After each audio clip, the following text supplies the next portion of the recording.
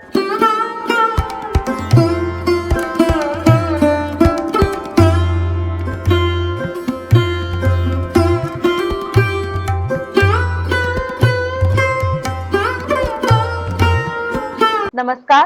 बहुत स्वागत है आपका हमारे चैनल रीति से प्रीति पर। मेरा नाम है पारुल पारे। सावन का महीना शुरू होने के साथ भगवान शिव की कृपा बरसने लगती है और सावन का महीना आपकी तमाम मनोकामनाएं पूरा करने के लिए एक बड़ा महत्वपूर्ण महीना है। हमने आपको हमारे पिछले वीडियो में सावन का महत्व बताया और श्रावण सोमवार के बारे में जानकारी दी। सावन सोमवार के साथ 16 सोमवार व्रत सावन से शुरू करना अति उत्तम माना गया है। महिलाएं 16 सोमवार का व्रत विशेष कामना पूर्ति के लिए करती हैं। आइए जानते हैं हमारे आज के वीडियो में कि इस व्रत की शुरुआत किसने की थी, 16 सोमवार व्रत की पूजन सामग्री और पूजा विधि के बारे में। मैं फिर से आमंत्रित करना चाहूंगी सरोज दीदी को। आपका फिर से स्वागत है दीदी। तो जल्दी से आज की चर्चा शुरू करते हैं। तो प्रश्न इस पे है कि 16 सोमवार क्या होता है, इसके बारे में भी मैंने बहुत सुना है, और ये श्रावण सोमवार से किस प्रकार भिन्न है, और इसकी भी थोड़ी पूजन विधि व्रत के बारे में बताइए।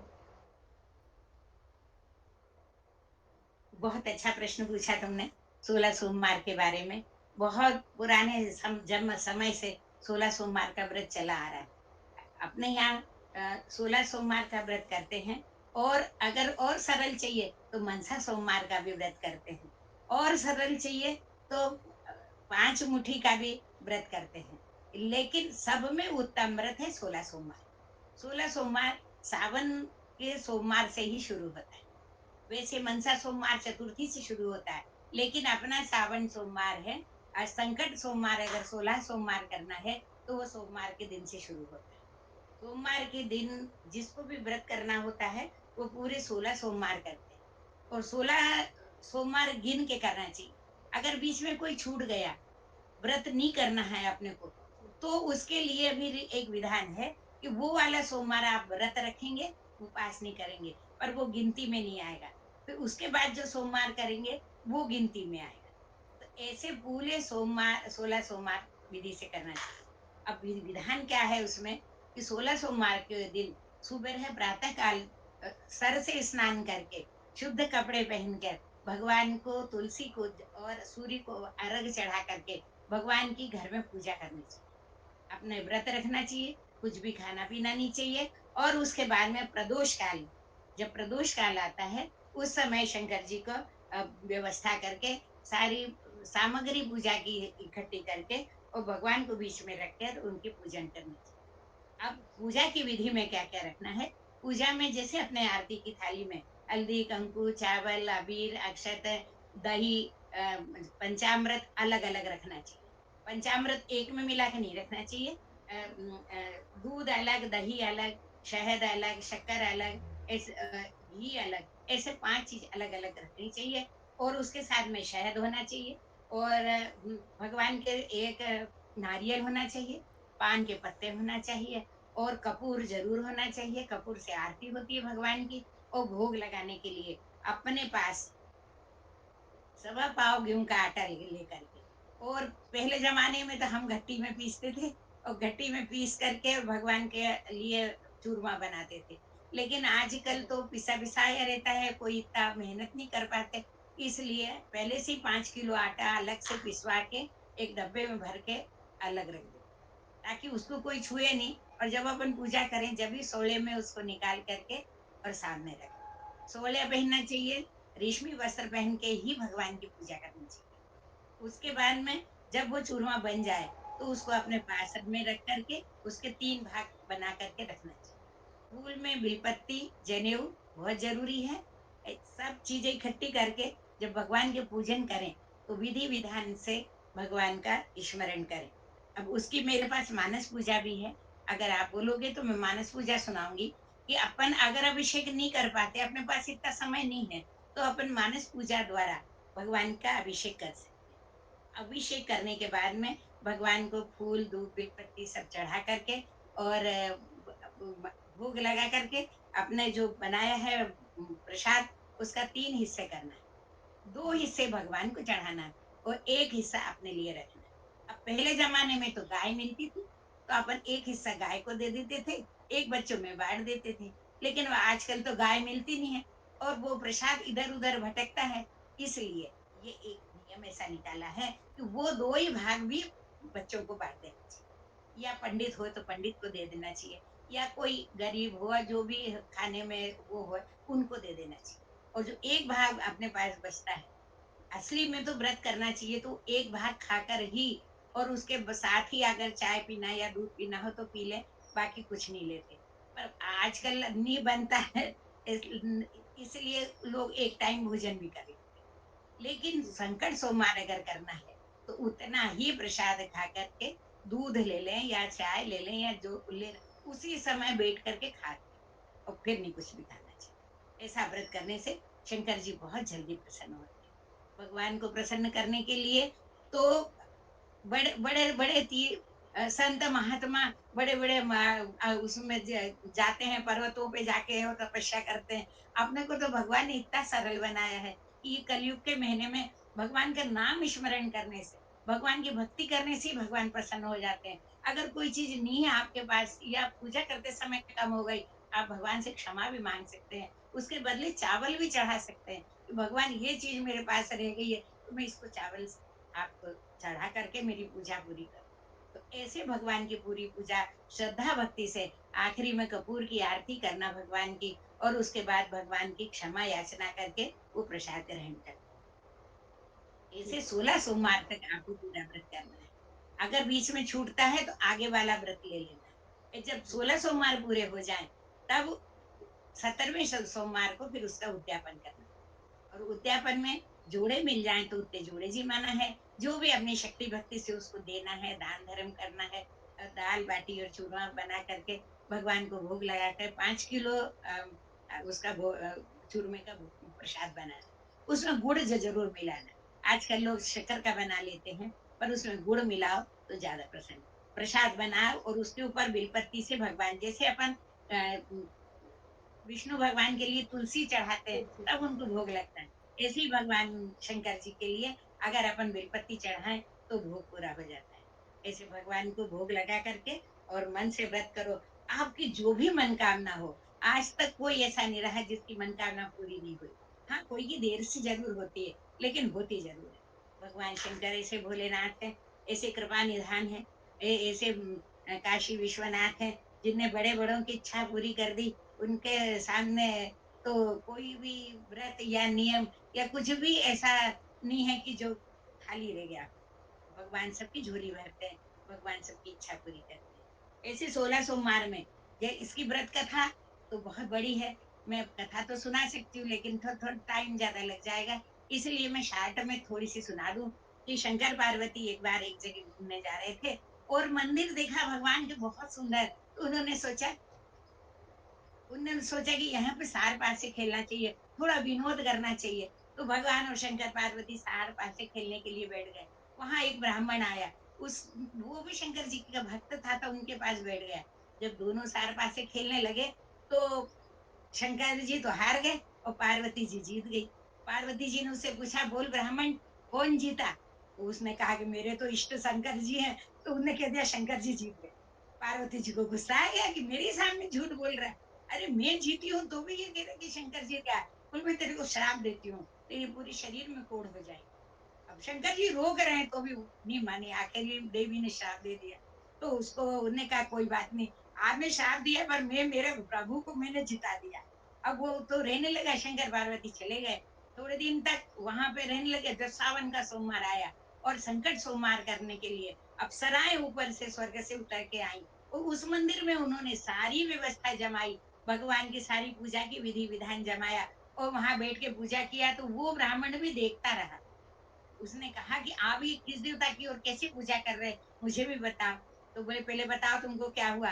तब वो उनने अपनी बात बताई मन की कि मेरे को ऐसे श्राप लगा है। तो उन्होंने कहा ठीक है, तुमने सही बात कही, सत्य बोले, इसलिए इसका विधान हम तुमको बताते हैं। उन्हें सारा विधान बता के गई और वही विधान से उस ब्राह्मण ने पूजन करी। और वो ब्राह्मण की जब 16 सोमवार पूरे हो गए तब भगवान उसके ऊपर प्रसन्न हुए और उसको जो उसके शरीर में जितनी भी व्याधा थी वो दूर कर दी। और भगवान ने पहले से ज्यादा अति सुंदर उसको बना दिया। अब दूसरी बार जब शंकर पार्वती निकले तो उस ब्राह्मण को देखा, और बोले ये तो अच्छा हो गया, मैंने तो इसको श्राप दिया। तो उन्होंने कहा माता, मैंने शंकर जी के 16 सोमवार संकट सोमवार का व्रत किया, इसलिए शंकर जी मेरे ऊपर प्रसन्न हो। बोला अगर शंकर जी इस व्रत करने से तुम्हारे ऊपर प्रसन्न हो गए तो मैं भी तुम्हारे ऊपर बहुत प्रसन्न हूँ, लेकिन इसका विधान मेरे को भी बताओ, मुझे भी करना है। उसने कहा कि आप तो माता हो। बोले नहीं, कुछ भी हो, मुझे शंकर जी को प्रसन्न करना है। देखो घर में अब भले भगवान है, अपने पति भी हैं, लेकिन उनको प्रसन्न तो रखना हर नारी का धर्म है, हर स्त्री का धर्म है, वो अपने पति को हमेशा प्रसन्न रखे। तो उन्होंने कहा ठीक है, आप भी करो, सारी विधान बताई। अब ऐसे पार्वती जी व्रत करने लगी। व्रत करिए जो 16 सोमवार हुए कि शंकर जी उनके प्रसन्न हुए। उनने काय के लिए किए थे कि कार्तिक भगवान मेरे से रुष्ट होकर के श्री शैलम पे चले गए हैं, तो वो मेरे को मिल जाए। तो जैसे ही इनका व्रत पूरा हुआ, कार्तिक भगवान की इच्छा हुई कि मैं मेरी माँ से मिलने जाऊं। ऐसे माँ की इच्छा हुई और दौड़ते हुए माँ के पास आ गए। जब पार्वती जी को गले लगे, तब उन्होंने कहा अरे मेरा पुत्र मेरे पास आ गया। हे भगवान भोलेनाथ, ये आपकी कृपा है, बिना आपकी कृपा के कोई भी कुछ पा नहीं सकता। तो कार्तिक स्वामी ने कहा माँ, ऐसा तूने कौन सा व्रत किया कि जो बैठे बैठे मेरे मन में हुआ कि मैं मेरी माँ से मिल के आऊं। तो उन्होंने कहा बेटा, ये तो मैंने शंकर जी का व्रत किया था, तो मेरे को भी बताओ, मुझे भी करना है। मेरा एक दोस्त है, मित्र है, वो बाहर चला गया, मेरे से दूर हो गया, तो वो मेरे को कैसे मिलेगा। तब उनने भी इस व्रत का किया, 16 सोमवार किया और उसको उनका व्रत मिल मिल गया। अब उसने कहा मैं तो बहुत गरीब हूँ। वो जब वहां से निकलने लगा, एक एक राजा थे, वो शांत हो गए। तो उन्होंने कहा कि जो भी कोई पहला व्यक्ति मिले उसको राज सिंहासन पे बिठा दो। और यही पहले व्यक्ति मिल गए, उसको राज सिंहासन पे बिठा दिया। उसकी बड़ी राजकुमारी से शादी हुई। जब राजकुमारी से शादी हुई, पर वो 16 सोमवार करना नहीं भूला। उसने कहा मुझे संकट सोमवार करनी है। अब वो सब संकट सोमवार करने लगा। जब उसका व्रत चल रहा था, जब आखिरी आया, तब वो शंकर जी के मंदिर में अभिषेक करने के लिए गया। उसने अपनी रानी से कहा कि सामान सब लेकर के, वो पूजा का भोग बना करके तुम मंदिर में आ जाओ। रानी को तो अहंकार आ गया, घमंड आ गया, क्योंकि वो रानी थी, उसको थोड़ी ये भगवान शंकर जी के ऊपर प्रीति थी। उसने अपने नौकर चाकरों को कहा कि जाओ ये सामान रख के आओ, महाराज ने बुलाया। अब वो जब सामान लेकर के नौकर चाकर आ गए, तो उन्होंने जब राजा ने देखा, तो राजा का मन बड़ा दुखी हो गया कि मैं 16 सोमवार का व्रत कर रहा हूँ और मेरी पत्नी इतनी घमंडी हो गई कि दूसरों के हाथ में सामान भेजे। अपना पूजे का काम अपने हाथ से करना चाहिए, अपना विधि विधान अपन ने जमाना चाहिए। अपनी पूजा अपन खाएंगे तो अपने पेट में जाएगा, दूसरा खाएगा तो दूसरे में जाएगा। इसने इनके हाथ भेज दिया, इसको कोई पुण्य नहीं मिलेगा। इसलिए शंकर जी का उसको श्राप लग गया। और वो राजा घर में आया और राजा को गुस्सा आ गया और उनने उनको बाहर निकाला। अब वो जैसे ही बाहर निकली, अगर वो राज सिंहासन से बाहर निकल गई, आम आदमी बन गई, अब कोई रानी नहीं रही। कोई भी लोग उसको पूछे नहीं, इधर उधर भटकने लगी। वो पानी में, सरोवर में पानी पीने गई तो कीड़े हो गए, झाड़ के नीचे खड़ी हुई तो वो सूख गया, क्योंकि शंकर जी के श्राप। अगर तुम घमंड करके कोई काम करोगे तो वो तुमको कभी सफल नहीं होगा। ऐसे ही घूमते घूमते सब दूर एक जंगल में छोटा सा मंदिर था शंकर जी का। वहां एक पुजारी थे। उनने कहा कि बेटी तू क्यों भटक रही है, देखने में तो बड़ी सुंदर लग रही, कि बड़ी अच्छे घर की आई है, लेकिन तेरे को दुख क्यों है। उन्होंने कहा मैंने 16 सोमवार का वो कर दिया, अपमान कर दिया। मैं अपने घमंड के कारण, रानी होने के कारण, मेरी सुंदरता के कारण मैंने भगवान की पूजा का ध्यान नहीं दिया, इसलिए मेरे को शाप लगा। उन्होंने कहा कोई बात नहीं, मैं करवाऊंगा, तू मेरी पुत्री के समान। उनने वहीं पे सारा विधि विधान लगाया और 16 सोमवार का व्रत उस रानी के साथ करवाया। तो रानी ने व्रत को किया, और जैसे जैसे वो व्रत करती गई, वैसे ही वैसे उसको भगवान शंकर जी के उस राजा के मन में भावना जागती गई। उन्हें कहा अरे मैंने रानी को छोटी सी बात में से बाहर निकाल दिया, अरे मेरे को मिल जाना चाहिए। ऐसा सोच करके शंकर जी के मंदिर में गया, प्रार्थना करी, हे भगवान मेरे को रानी को मिला दो। जब तक उसके 16 सोमवार पूरे हो गए, जब 17वें सोमवार में जब उद्यापन करने लगी, तब राजा उनके वहां पहुंच गए। और राजा ने देखा कि वो व्रत कर रही है, तब वो राजा के चरणों में पड़ गई कि मैंने बहुत बड़ा अपराध किया, इसलिए आप मुझे क्षमा कर दो। राजा बोले मैं तो पहले ही, मेरे को भगवान की ऐसी अंदर से भावना हो गई कि मैं तुमको लेने के लिए आ गया। उन्हें बड़े भाव से खूब सबको बुला करके और उद्यापन किया, और रानी को अपने साथ लेकर के अपने महल में आए। जैसे ही महल में आए, लोगों का मन खुशी से झूम गया। उनने कहा अरे ये तो रानी हमारी वापस आ गई, अभी तक राजा इतने दुखी थे, इसलिए उनने जाकर के रानी को खूब मंगलचार करके और खूब अच्छा वो करके और अपने आसन पे बिठाया। और रानी ने कहा आज से मैं नियम लेती हूँ, आज से मैं भी ये संकल्प करती हूँ कि जब भी सावन का सोमवार आएगा, जब भी अधिक मास का सोमवार आएगा, और तो मैं इसमें 16 सोमवार का व्रत अवश्य करूंगी। और उस व्रत के करने से राजा के घर संतान भी हुई और राजा ने खूब अच्छे जिए, जब तक भगवान की कृपा का प्राप्त किया और अंत में शिवलोक को गए। जैसे भगवान, मैंने बड़ी शार्ट में कथा कही है, इसलिए क्षमा करना। ये कथा बड़े विस्तार से लिखी हुई है, इसकी पोथी बाजार में मिलती है, उसमें विधि भी लिखी है और उसका विधान भी लिखा है, और ये पूरी कथा भी लिखी हुई है, भगवान की आरती भी लिखी हुई है, सब कुछ है उसमें। पर ये मैंने तुमको सुनाने के लिए छोटे से शार्ट में करके सुना दिया है, इसलिए जो गलती हो तो क्षमा करना। और भोलेनाथ भगवान उनके ऊपर जैसे प्रसन्न हुए, संकट सोमवार उनने किया, वैसे जो भी करेगा उसकी मनोकामना भगवान जरूर पूरी करेंगे। बोलो भोलेनाथ भगवान की जय। जय। जय। बहुत अच्छे से बताया दीदी आपने, इतनी अच्छी कथा सुनाई हमें, बहुत अच्छा लगा हाँ, सुन के।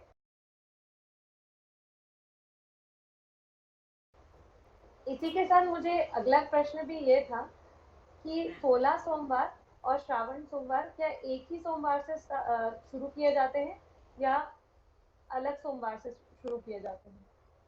नहीं, सावन सोमवार, सावन सोमवार से 16 सोमवार शुरू किए जाते हैं। 16 सोमवार शुरू करने के लिए सावन का ही पहला सोमवार होना चाहिए, फिर वो उधर भली आगे भादव में चला जाए, या कुआर में आ जाए, या कार्तिक जी। तक चला जाए, किसी किसी के बीच में 2-2 3 दिन रुक जाते हैं तो आगे बढ़ जाते हैं, लेकिन शुरुआत जो होती है उसकी श्रावण के सोमवार से शुरू करनी चाहिए, क्योंकि सावन के महीने में भगवान ज्यादा प्रसन्न होते हैं, दूसरी तिथियों से अपेक्षा सावन के महीने में ज्यादा प्रसन्न होते हैं। भगवान के ऊपर ऊपर से पानी बरसता है, यूं गंगा जी लेकर के सिर पे रखते हैं और ऊपर से पानी बरसता है, हरियाली होती चारों तरफ, और हरे हरे पत्ते और फूल तो भगवान को ज्यादा ही प्रसन्न है। जैसे अकाव का फूल है, मंदार का फूल है, जैसे शमी का फूल है, शमी के पत्ते हैं, ये सब शंकर जी को ज्यादा प्रसन्न है, वो सब सावन के महीने में ज्यादा है। वैसे महीनों में इतने नहीं मिलते जितने सावन के महीने में लगते हैं, और भगवान को जो चीज पसंद है वो उसी समय उनको मिलता है। और पार्वती जी ने भी जब व्रत शुरू किया था तो सावन के महीने से शुरू किया, और उनका हरताली तीज के दिन जाकर के व्रत पूर्ण हुआ। इसीलिए सावन का महीने का सबसे ज्यादा महत्व है, और इसमें अगर शंकर जी की पूजा करते हैं तो वो संग में पार्वती की पूजा अपने आप होती है। जैसे शंकर जी। जी, जैसे शंकर जी के सामने गणपति भी उन्हीं में विराजमान रहते हैं, कार्तिक भी उन्हीं में विराजमान रहते हैं, उनकी पुत्री अशोक सुंदरी भी उसी में विराजमान रहती है। जैसे सब देवी देवता और भगवान पार्वती जी के हस्त कमल में रहते हैं, इसलिए पार्वती जी भी साथ में रहती है, ऊपर से शंकर जी, ऊपर से शेषनाग, ये सब भगवान के साथ में ही रहते हैं। और ये सब प्रसन्न कब होते हैं?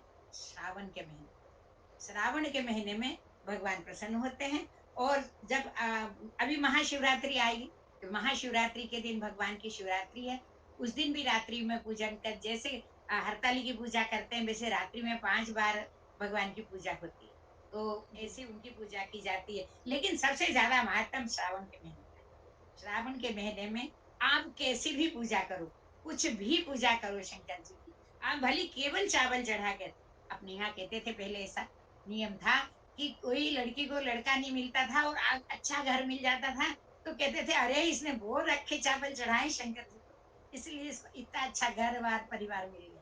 ये अपनी कहावत थी पहले जमाने में, बहुत अच्छे शायद इन्हें चावल चढ़ाए, तो ये जी। चावल ऐसे ही नहीं चढ़ाए, आखे चावल गिन करके भगवान को ना गिने तो भी हर सोमवार को शंकर जी के ऊपर चावल जरूर चढ़ाना चाहिए, चावल चढ़ाना चाहिए। और भगवान को गंगा जल भी बहुत प्रसन्न है, अपने घर में गंगा जल ही तो रखी रहती है, हर सोमवार को एक बूंद पानी अपने लोटे में डाल के शंकर जी को चढ़ाएं तो बहुत ज्यादा प्रसन्न होते। ये छोटी छोटी चीजें ऐसी हैं कि अपन इनको व्यवस्था के कारण कर नहीं पाते, लेकिन इनको करने से ज्यादा महत्व है।